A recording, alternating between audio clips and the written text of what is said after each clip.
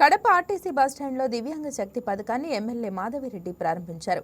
గత ఏడాది ఆగస్టులో స్త్రీ శక్తి పథకం ప్రారంభించిన ప్రభుత్వం ఈ ఉగాదికి దివ్యాంగులకు ఉచిత జర్నీ పథకం అమలు చేస్తోందని చెప్పారు. దివ్యాంగ శక్తి పథకం దివ్యాంగులకు ఎంతో చేయూతనిస్తుందని మాధవిరెడ్డి అన్నారు.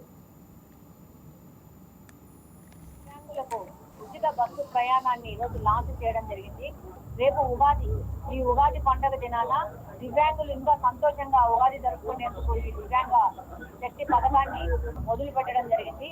ఈరోజు మనందరికీ తెలుసు, పోయిన సంవత్సరం ఆగస్టు 15న స్త్రీ శక్తి ప్రోగ్రాం ద్వారా మహిళలందరికీ దాదాపు 75% బస్సుల్లో ఉచిత బస్సు ప్రయాణాన్ని కల్పించడం జరిగింది. ఎంతో మంది మహిళలు ఈ యొక్క ఉచిత బస్సు ప్రయాణాన్ని వాడుకుంటా ఉన్నారు, లబ్ధి పొందుతా ఉన్నారు. ఆర్థికంగా వాళ్ళు పొదుపు చేసుకుంటా ఉన్నారు. ఈ రోజు ఈ యొక్క ట్రావెల్ చేసే మా ఎక్స్పెన్సెస్ ని ఈ రోజు ఒక్క వైఎస్ఆర్ కడప జిల్లాలోనే దాదాపు 2.5 కోట్ల మంది మహిళలు ఉచిత బస్సు ప్రయాణాన్ని వినియోగించడం జరిగింది. రోజుకు 1,00,000 కంటే ఎక్కువ మంది మహిళలు ఈ రోజు ఈ పథకాన్ని ఉపయోగించుకుంటా ఉన్నారు.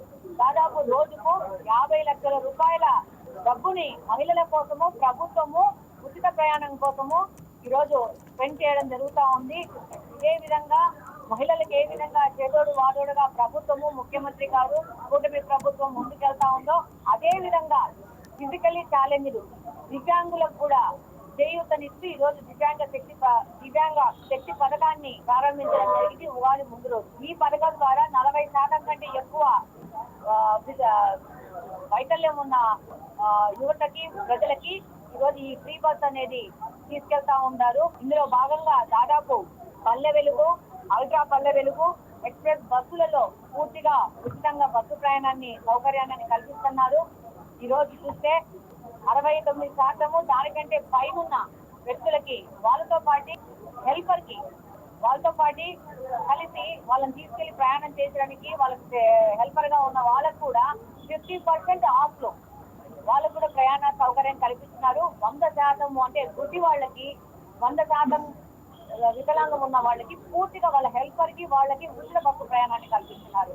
దీని ద్వారా ఎంతో మంది వికలాంగులు ఈ యొక్క సౌకర్యాన్ని ఉపయోగించే అవసరం ఉంటుంది. వాళ్ళు కూడా ఆర్థికంగా వాళ్ళు ప్రయాణానికి స్పెండ్ చేసే అమౌంట్ ని సేవ్ చేసుకునే పరిస్థితి ఏర్పడుతుంది. ఈ రోజు ముఖ్యంగా 3,000 మందికి ఈ వికలాంగుల పాసులు కూడా ఇస్తున్నారు ఆర్టీసీ వాళ్ళు. రాబో కాలంలో ఈ పాసులు తీసుకునే సంఖ్య దాదాపు 10 నుంచి 20,000 వరకు పెరిగే అవకాశం ఉంటుందని చెప్పేసి ఒక అంచనా వేస్తున్నారు. తప్పకుండా ప్రతి ఒక్క దివ్యాంగులు అందరికీ ఈ యొక్క పథకం ఎంతగానో ఉపయోగపడుతుంది. Please subscribe to YK TV Network. Please subscribe to YK TV. Please watch YK News. Don't forget to subscribe YK News channel.